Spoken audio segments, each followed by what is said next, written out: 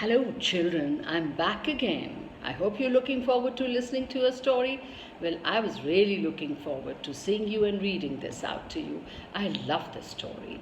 The name of the story is The Emperor's New Clothes. Okay, let's begin. Once upon a time, there was an emperor who loved clothes more than anything else. He had more clothes than anyone in the land. The emperor's clothes filled all the closets and most of the rooms in the castle. It was a good thing the emperor was very rich because he spent so much money on clothes. You must be knowing a lot of people who spend a lot on clothes. Do you think it's a good idea? Think about it.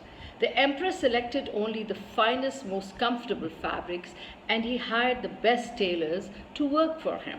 Of course, because he's the king.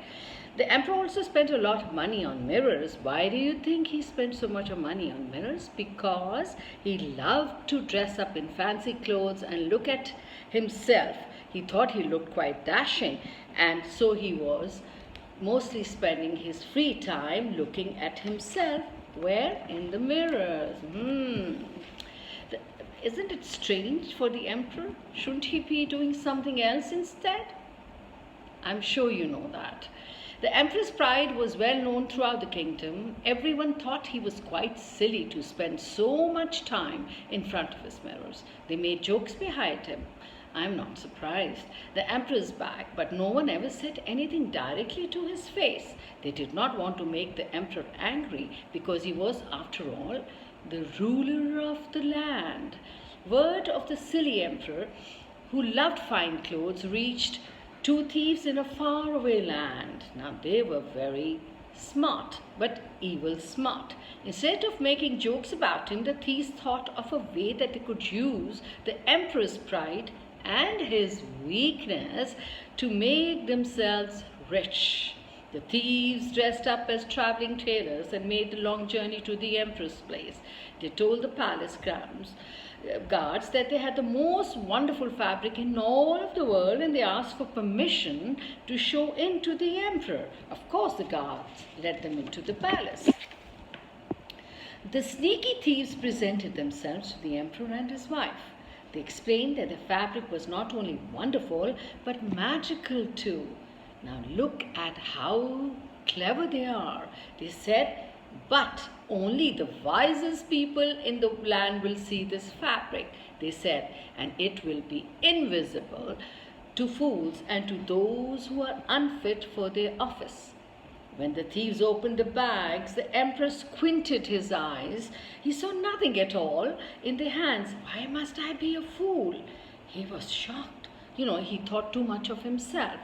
Either that I or I do not deserve to sit on this throne. He really was worried. The emperor was embarrassed that he could not see the fabric. He felt awed and humiliated. That is the most magnificent fabric I have ever seen. Why do you think he said that? Because he didn't want anybody to think he was foolish. The emperor asked his wife what she thought of the magical fabric. She couldn't see anything either, but she did not want anyone to think she was a fool. So she said, oh, it is quite extraordinary. It's like no other fabric than I know. Knowing his wife was no fool, the emperor thought the fabric must be real, even though he could not see it. He could not see it. He offered the thieves 20 pieces of gold to make a new suit for him. They thanked the emperor and went to work right away. When you wear this suit, it will feel as light as spider's web against your skin. Oh, soft. One thief said as he measured the top of the emperor's head. I'm sure. See how they are measuring. That's the emperor. And those are the clever, foxy, wicked, smart thieves. Okay, let's see what happens next. He said, that you might even feel, Your Majesty, as though you're wearing nothing at all. I can't wait to try on my new suit. You might even feel as though you're wearing nothing at all.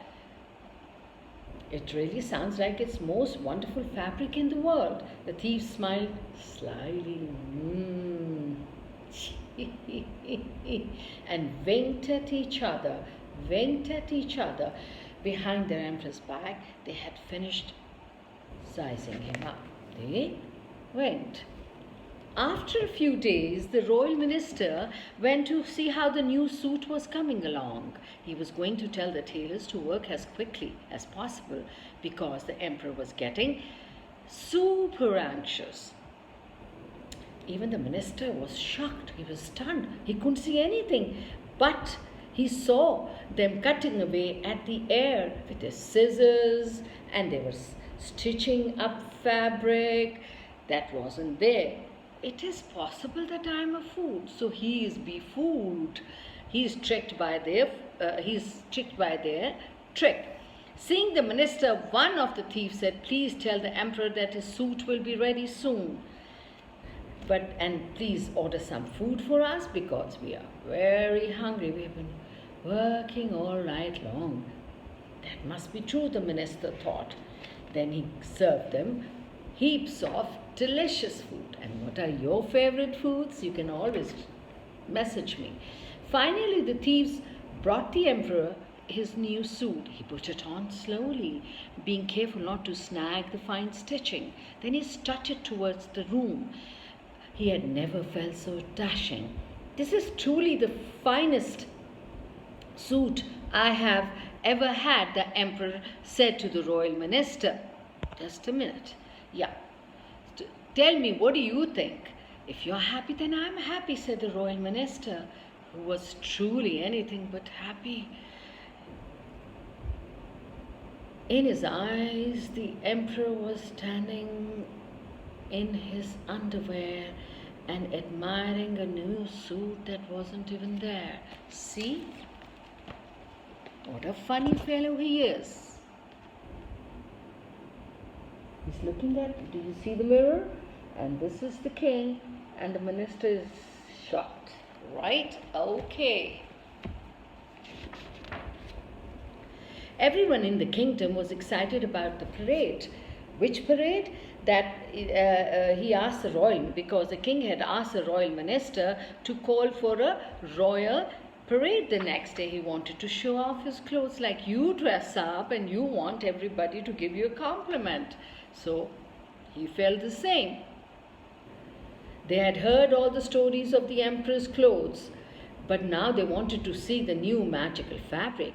They had all heard that fools could not see the fabric, and that they wanted to find out who among them was a fool and who was not. On the day of the parade, everything pushed and shoved to get the best view. Okay? But when the emperor appeared, everyone was shocked. The emperor was in his underwear? How could that be? But nobody in the crowd wanted to own up. They all started clapping and saying, "Wow, what a wonderful magical suit," though he was in his underwear. Can you see the polka dot underwear? And he's being carried and shown around. But since nobody wanted to be considered a fool, nobody uttered a word. And they all said, "How handsome you look, Your Majesty. That certainly is a splendid suit. I never knew any fabric could look so wonderful." But so everybody was applauding and clapping. Nobody wanted to admit it out loud that they could not see anything except the underwear. But suddenly a young boy cried out over the noisy crowd, "Emperor isn't wearing a new suit. What is everybody talking about? The emperor is wearing nothing but his underwear." The emperor quickly turned to look at the crowd. They stood in stunned silence. Instantly, the emperor knew the boy was telling the truth. He realized that he had been a fool, and now he was parading throughout the kingdom in his underwear. Needless to say, the emperor felt quite embarrassed and quite foolish. All at once, everyone in the crowd began to laugh. They realized that they had all been foolish too. They pretended to see a suit that was not even there because they were afraid what the others would think. They felt silly for not telling the truth to the emperor. After the parade, the embarrassed emperor, how do you think he was feeling? Embarrassed, awkward, a fool, quickly returned to the palace to put on his clothes. He ignored all of his fancy and frilly clothes and chose to put on a simple blue robe with plain yellow buttons. So now we see he's learned his lesson. It's better to be smart, it's better to be honest and be focused on his people, on his country, on his land, and do things for the people to help the poor people.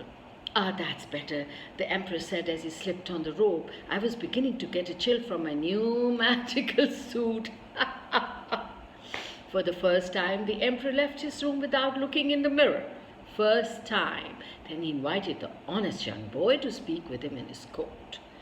And he announced, I have decided to make you a junior minister. You have shown that you're very brave. You risked being called a fool to tell me the truth.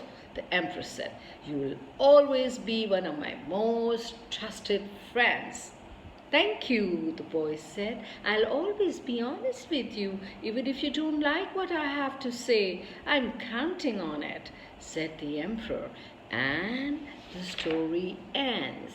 The lesson is learned. So, sometimes being honest means telling people things they don't want to hear. It's not always easy, and sometimes it's even scary to be honest. No matter how difficult it is, though telling the truth is very important. If it lets people know where they stand, and it helps keep them from making mistakes. If someone had been honest with the emperor, he would never have made such a fool of himself. And thank you to the honest little boy. Thank you, children. It was a pleasure to see you. I hope you enjoyed the story and learned some lessons like the emperor did. Goodbye.